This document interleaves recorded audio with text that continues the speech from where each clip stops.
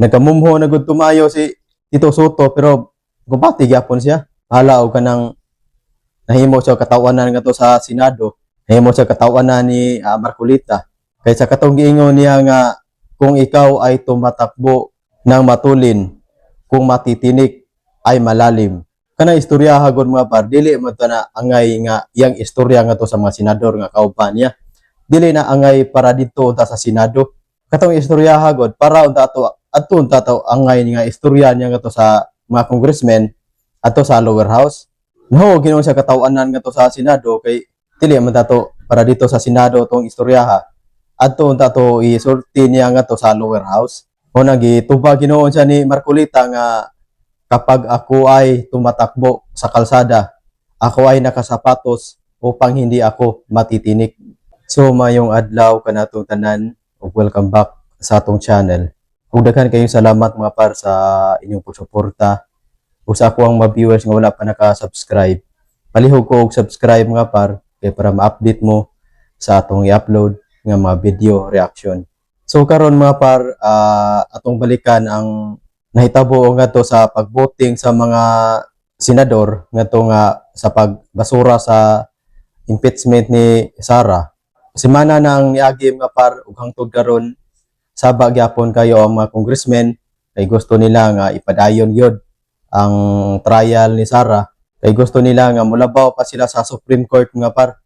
Kay gusto nila dili sila motahod sa kataas-taasang korte. Unya kato kang senador Tito Soto mga par nga ni nakigumbati sa debate ni Marcolita.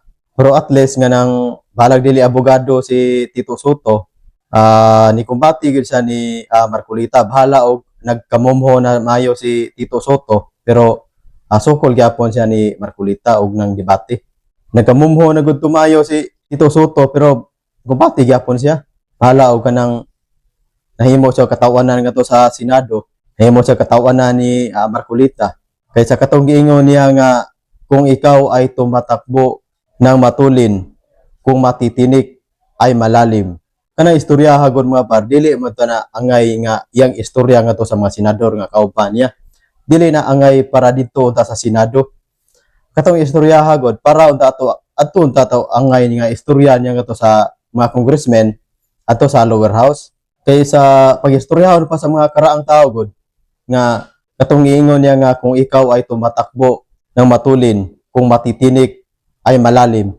Kung sa Binisaya pa to, ingon mo to nga pagistorya nga ayaw pagdali-dali kay para dili ka magkabali-bali. Katong istorya ha adto niya istorya nga to sa mga nang congressman. No, ginoon siya katawanan nga to sa Senado kay dili man tato para dito sa Senado tong istorya ha.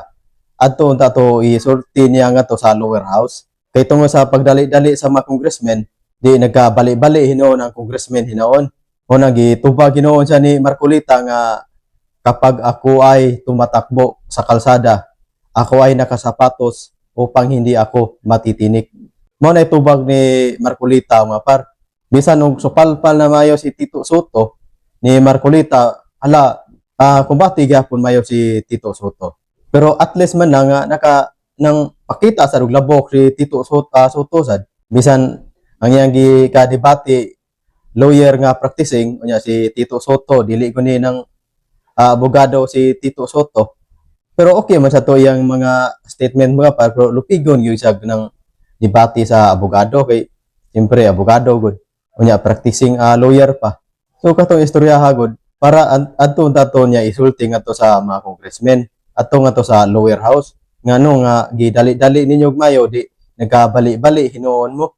So daghan kayong salamat mga par sa inyong pagsuporta sa akong channel. And then palihog ko og subscribe mga par kay para ma-update mo sa atong mga i-upload nga mga video reaction.